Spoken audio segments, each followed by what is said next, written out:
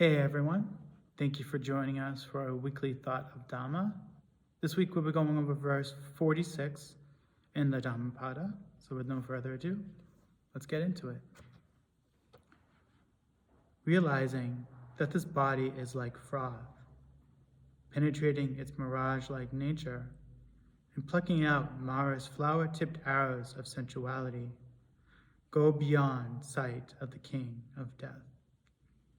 So with this little verse, the Buddha is giving us instructions on how to overcome Mara, our adversary, how to thwart the king of death, the king of illusions. And he's telling us we need to pluck out Mara's flower-tipped arrows of sensuality. And to go about doing this, we need to practice contemplation of this body, to penetrate its mirage-like nature. In life, we have all kinds of attitudes.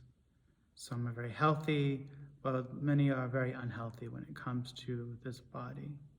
We have a lot of attachment to this body. We see this body as I, me, myself. And then we have a whole culture dedicated just for the beautification of this body. Billions and billions of dollars in advertising and all different kinds of mediums just to sensationalize this body, telling us how we're supposed to view this body, how we're supposed to think about this body. And that's not even including the healthcare system for the maintenance of the body. That's just for entertainment purposes, for sensuality of the body.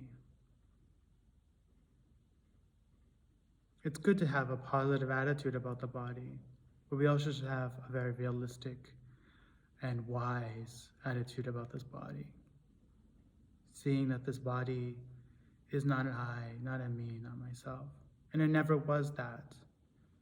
Everything that we think about the body, saying that it's I, me, myself, that this is me, this is I, there's nothing more but this body. That's just all Mara playing tricks on us, fooling us. But the Buddha tells us to look at this body as if it was foam, as if it was froth. And what is foam and froth? From the distance, it appears to be this solid mass, like a white cloud in the water.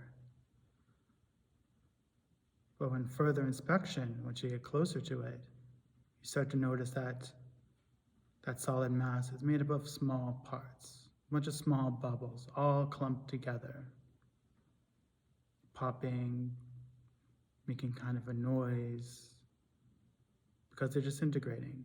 They're fading away. They're changing.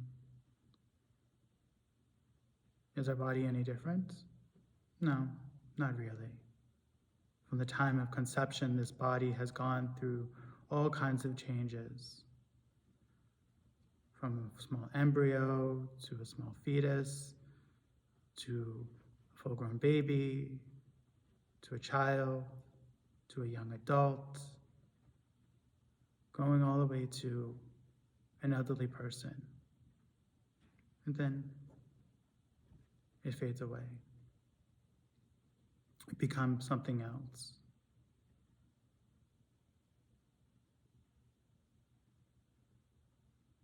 This is not a morbid way of viewing the body or viewing our lives. This is reality. And by having this realistic attitude, we're able to overcome many hardships. We're able to not struggle so much because our attitudes coincide with reality.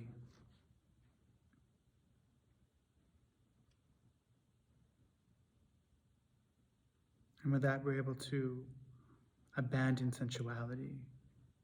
Of course, it's very good to have a healthy attitude about the body, take care of it, maintain it, eat healthy food, get plenty of rest, get plenty of exercise. But don't make such a big deal about the body. Don't cling on to it. Don't hold on to it as so tightly. Have healthy relationships with other people. But don't cling, don't attach.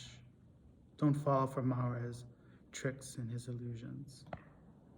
So with that, I think we can end this video, and I wish you all a wonderful week, and I'll see you next week.